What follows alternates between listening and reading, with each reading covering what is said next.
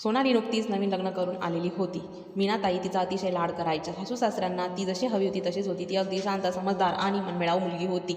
आपल्या पतीबरोबर ती घरातील सर्वांची अगदी काळजी घ्यायची. सासूबाईंचाही तिच्यावर प्रचंड जीव जडला होता. परंतु त्याच घरात तिची नणंद नेहा राहत होती. ती सतत आईचे तिच्याबद्दल काम करायची. आई वहिनी कामच करत नाही, आई वहिनी सतत फोनवर बोलते, आई वहिनी उलटेच उत्तर देते. त्यामुळे सासूबाईंचंही बिहेवियर तिच्यासोबत बदलत चाललं होतं. त्याही तिच्याशी अगदी काटेकोरपणे वागत होत्या, तिला त्रास देत होत्या. एक दिवस ती अशीच रूममध्ये जाऊन रडत बसली की आपले काय चुकते आहे नक्की, सगळे आपल्यावर नाराज नाराज का राहतात.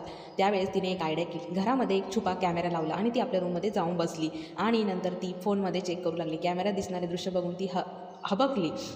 त्यानंतर तिची नणंद आईकडे जाऊन म्हणू लागली, आई आई अगं वहिनीने माझ्यावर हातच उगारला. तेव्हा सर्वांसमोर सोनालीने कॅमेऱ्यात झालेलं कैद केलेलं दाखवू लागली आणि सर्वांना ते बघून आश्चर्याचा धक्का बसला. कारण की सोनालीने नाही तर नेहाने सोनालीवरती हात उगारला होता. म्हणजे नणंद स्वतः करूनही वहिनीची चूक सतत दाखवत आली होती. सर्वांनी कॅमेऱ्यामुळे सगळं काही सत्य समजलं. तरीही नणंद आपली चूक काही कबूल करेना. ती आईला म्हणत होती, आई मी असं काही केलंच नाही, तुला माझ्यावर विश्वास नाही का? ह्या कॅमेरा वहिनीने मुद्दाम लावला आणि तिला माहीत होतं म्हणून तिने असं केलं. त्यानंतरही नेहा हसायला लागली आणि म्हणाली, अरेच्चा तुम्हाला सगळं कळालंच तर.